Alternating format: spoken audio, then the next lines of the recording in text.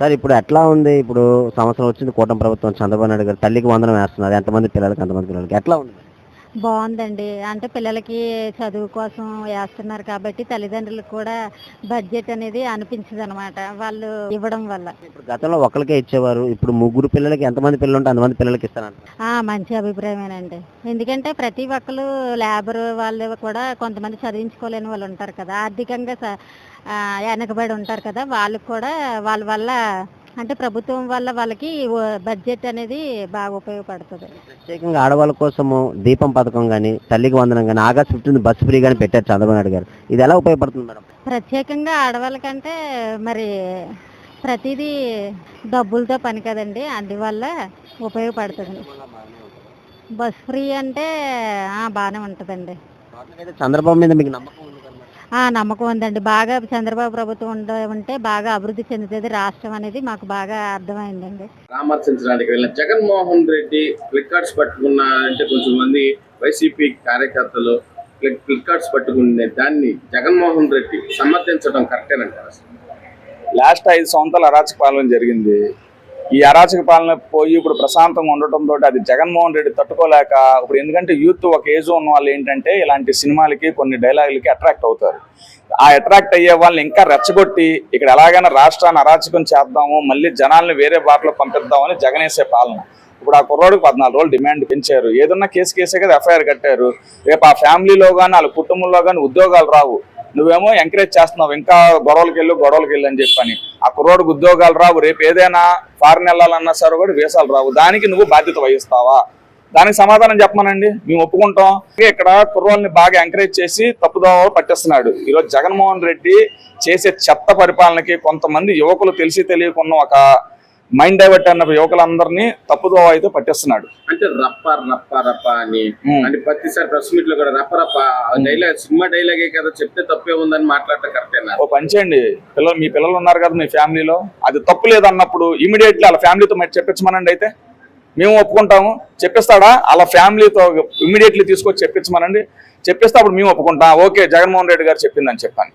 అంటే ఇప్పుడు జగన్మోహన్ రెడ్డి గారు తెలియకుండా జరిగిందంటారా? ప్లికార్డ్స్ కానీ 2029 మీ అధికారంలోకి వస్తే గంగమ్మ జాతరలో నా పుట్టిలు నరికినట్టు ఒక్కొక్కరిని రప్పరప్ప అనేది జగన్మోహన్ రెడ్డి కానీ వైసీపీకి తెలియకుండా ఉంటుందంటారు. అసలు యథారాజా తదా ప్రజ ఆ టైపులోని వాళ్ళ నాయకుడు ఎలాగుంటే వాళ్ళ కార్యకర్తలు అలాగే ఉంటారు అన్నదానికి నిదర్శనం ఏంటంటే ఇప్పుడు ఆ బ్యానరు తెలియకుండా జరిగింది కాదు. ఆ కుర్రోడికి తెలియని వయసులోని ఆ ప్లేకార్డ్ అక్కడ ఉన్న ఇన్ఛార్జికి జగన్మోహన్ రెడ్డి గారు లాంటి వాళ్ళు ఇన్స్ట్రక్షన్స్ ఇవ్వబట్టే పట్టుకున్నాడు పక్క. ఎందుకంటే ఈ మధ్యలో జగన్మోహన్ రెడ్డి ఎక్కడ మాట్లాడినా నెత్తి అవుతున్నాడు గబగబా క్వశ్చన్లు అడుగుతుంటే. కానీ ఈ విషయంలోని కరెక్ట్ గా ఆ స్ట్రైట్ గా ఆన్సర్ చెప్పగలిగాడు అంటే ఇదంతా ప్లానింగ్ గా జరిగింది. కానీ ఇక్కడ భవిష్యత్తు పాడైపోయింది ఎవరిది? ఆ కుర్రోడిది. ఆ కుర్రోడు భవిష్యత్తు గురించి మాట్లాడమనండి. ఇక్కడ వచ్చి నువ్వు చట్టం దృష్టిలో ఎవడైనా సరే నువ్వైనా వెళ్ళి కోర్టులో నించుంటావు, ఆ కుర్రోడు నించుంటాడు. ఇప్పుడు ఆ కుర్రోడు 14 రోజులు రిమాండ్ వచ్చేసి లైఫ్ అంతా స్పాయిల్ అయింది. దాని గురించి చెప్పమనండి. తప్పు గవర్నమెంట్ చేసిందో లేకపోతే చట్టం చేసిందో నువ్వు అన్నావు కదా, నువ్వు వచ్చి ఆ కుర్రోడు భవిష్యత్తు గురించి మాట్లాడు. అప్పుడు తర్వాత ఏ విషయాన్ని ఒప్పుకుంటాం. ఇదైతే జగన్మోహన్ రెడ్డి గారికి తెలిసే జరిగింది ఈ విషయం మొత్తం. అంటే ఇప్పుడు రాష్ట్రానికి పెట్టుబడులు రాకుండా చేయడానికి ఏమైనా ప్లాన్ చేస్తున్నారంటారు అసలు మీరు? అంతేనండి. ఇప్పుడు యాక్చువల్ గా మేము ప్రైవేట్ కంపెనీలో జాబ్ చేస్తాం. మా హెచ్ఆర్లు కానీ వీళ్ళు ఎవరైనా వచ్చారంటే ఇక్కడ ఉన్న రోడ్ల పరిస్థితి ఏంటి, ఇక్కడ జనాభా ఎలా ఉన్నారని చూస్తూ ఉంటారు. ఇప్పుడు ఏ గొడవ లేకుండా ఇప్పుడు కాశ్మీర్లోనికి చాలా కంపెనీలు ఇప్పుడు వస్తారు. అంతకుముందు ఎందుకు రాలేదు? అక్కడ డిస్టర్బెన్స్ ఉంది కాబట్టి. ఇప్పుడు అలాంటి డిస్టర్బెన్స్ కనుక ఇక్కడ క్రియేట్ చేస్తే యూత్ మొత్తం ఒక వేరే మార్గంలోకి వెళ్తున్నారు, ఇలాంటి బూతుల మార్గంలోకి వెళ్తున్నారు, వీళ్ళు కరెక్ట్ మార్గంలో లేరని చెప్పని కంపెనీలకి నేషనల్ మీడియాకి ఇంటర్నేషనల్ మీడియాకి చూపించే ప్రభావం చేస్తే కంపెనీలు రావనేది ప్లాన్ జగన్మోహన్ రెడ్డిది. అదేమో ఎవరికి అర్థం కావట్లేదు. దాని వెనకాతలు ఉన్న ఆంతర్యం మొత్తం ఇదే. ఎందుకు అలా చేస్తే ఆయనకు ఉపయోగం ఏముంది? ఆయనకు కంపెనీలు రాలేదనుకోండి, జనాభా మొత్తం ఎక్స్ అయిపోతారు. జనాభా మొత్తం ఎక్స్ అయిపోయి ఇప్పుడు మళ్ళీ ఏంటంటే గవర్నమెంట్ మారిపోయే ఛాన్సెస్ ఉన్నాయి, నేను మళ్ళీ సీఎం అయిపోవచ్చు అనే ప్లాన్ లో ఉన్నాడే తప్ప ఆయన ఆలోచన ధోరణి అయితే మారట్లేదు.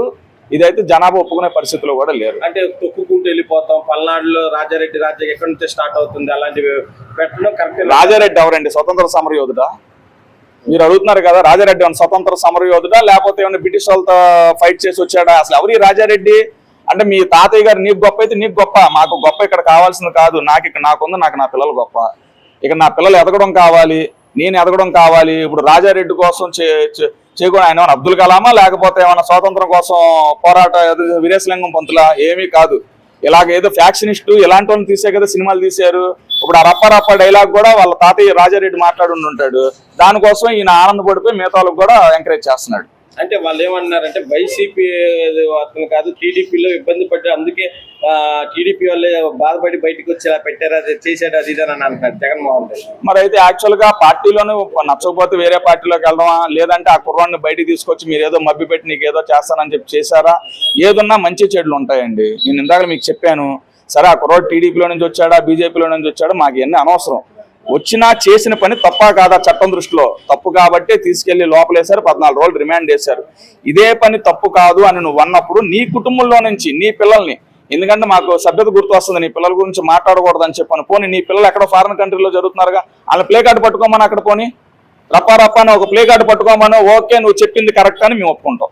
నువ్వు ఎవరో కుర్రాన్ని పాపం తెలిసి తెలియని కుర్రాన్ని తీసుకొచ్చి రెచ్చగొట్టేసావు ఈరోజు. ఇప్పుడు నువ్వు ఎంకరేజ్ చేసినా కూడా ఇప్పుడు ఆ కుటుంబం ఫుడ్ తినక వాళ్ళు పడుతున్న నరకం ఏంటి, వాళ్ళని పలకరించే నాదులు ఏంటి, వాళ్ళ కొడుకు ఏమైపోతున్నాడు 14 రోజులైనా వాళ్ళ బాధ ఉంటుంది. ఆ బాధకి ఎవరు బాధ్యులు? రెచ్చగొట్టిన నువ్వా, లేకపోతే నీ ద్వారా రెచ్చగొట్టిన అక్కడ ఇన్ఛార్జ్లా, ఎవరు ఇదంతా చేసింది? అది ముందు దానికి నువ్వు సమాధానం చెప్పు. మీడియా కూడా వాళ్ళ జగన్మోహన్ రెడ్డి గారిని అడగాల్సిన క్వశ్చన్ ఇదే, ఈ 14 రోజులు వాళ్ళ కుటుంబం పడే మనోవ్యాధికి ఎవరు బాధ్యులు అవుతారు?